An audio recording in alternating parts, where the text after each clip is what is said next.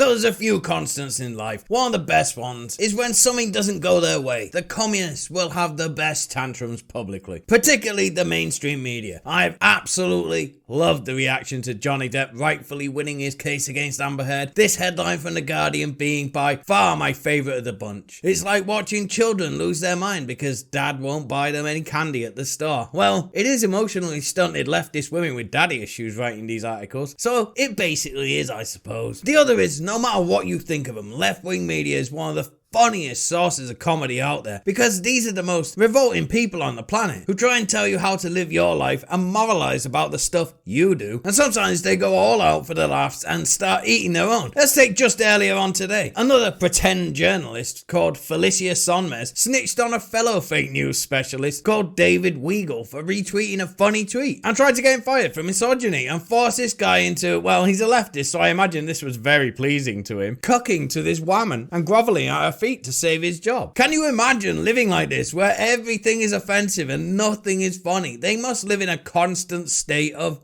misery. Well, I hope that never changes. What a heartwarming thought that is, eh? But speaking of lying lunatics, let's talk about Taylor Lorenz, another bipolar asylum patient LARPing as a journalist for the Washington Post. Her lunacy has been going on for many years. She gets sued all the time for lying and just making stuff up. And most recently, she doxed the popular Twitter account Libs of TikTok by providing a link to a realtor's license in a hit piece article she did about her, which, as most leftist schemes have a tendency to do, backfired spectacularly, as it made the Libs of TikTok account way more popular than it had ever been, gaining over 605,000 followers on Twitter and overwhelming public support. So this woman is a real idiot. I think we can safely assume that. But of course, people can learn and grow, can't they? If one person like Taylor is consistently being stupid and making a fool of herself, surely there comes a time when she realizes the error of her ways and starts wising up, and maybe, just maybe, tries to actually be a journalist and write stories that have a basis in truth. Well, no, this is Taylor Lorenz and a leftist we are talking about, being as dumb as possible, and lying is the only thing that these people know. And today she published a hit piece on the YouTubers that have been getting huge numbers covering the Johnny Depp trial. Now, why would the establishment order Taylor to write a hit piece about something so innocuous as that? Well, let's hop back to the first minute of this video and look at the headline again. This is the angle they wanted to take with this trial, that Amber Heard is a brave victim and Johnny Depp is a man, so therefore he's immediately to blame. But with everyone flocking to LawTube to watch the trial, it has exposed the truth to the mainstream, that Amber Heard is a lunatic and a liar, and no one believes the mainstream media line that you should just believe all women no matter what they say. You see, the truth is extraordinarily bad for these organizations. When all you do is peddling lies to cause fear and hate, someone just sitting there letting the truth come out is the worst thing you can possibly imagine. So this is a standard hit piece, heavily insinuating that the creators are just covering the trial for clout and money. You know, exactly like why the mainstream media covers anything. And apparently, all these creators turned the trial into a referendum on the Me Too movement. No, they didn't though. Amber Heard did that by never speaking a word of truth for the entire trial. It throws the entire movement into complete disarray. The whole article is framed that all the creators like Nick Ricator and Legal Bytes are dishonest, and them earning money is bad because they're framing a trial in their own way, which is deliciously ironic considering all they did was let it run and show that it was in fact the mainstream media's framing that was totally dishonest, which is, of course, why this article was written. Taylor Lorenz and her ilk are the arbiters of truth, goddammit. How dare you show they're always lying about everything? But this wouldn't be a Taylor Lorenz article without some good old-fashioned communist journalism. And by that I mean just typing lies. Where she in her article says she reached out for comment from two creators, one of them Legal Bytes and one of them called thatumbrellaguy, and they declined to give her fodder she could lie about. Sorry, I meant declined to comment. Well, that's an innocuous statement. I wouldn't talk to a mainstream media journalist either. Why would you allow an evil person to twist whatever you said into what they wanted you to say instead of what you did say, right? Only that never happens. Both Legal Bytes and thatumbrellaguy both put out statements saying Taylor Lorenz never contacted them and she is lying. Well, who is telling the truth here? At this stage, it's just two people against one 49-year-old woman. You can't really reliably say for sure who is lying on this basis. Well, don't worry, because we can confirm that Taylor Lorenz was, of course, lying. It's Taylor Lorenz we're talking about here. And the Washington Post, her employers, quietly edited their terrible article and deleted the part where she lies about reaching out to Legal Bytes and thatumbrellaguy, confirming she just made it up. Why? Why even lie about something that inconsequential? What is the point? Do these people have some kind of compulsion to lie about everything, even when it's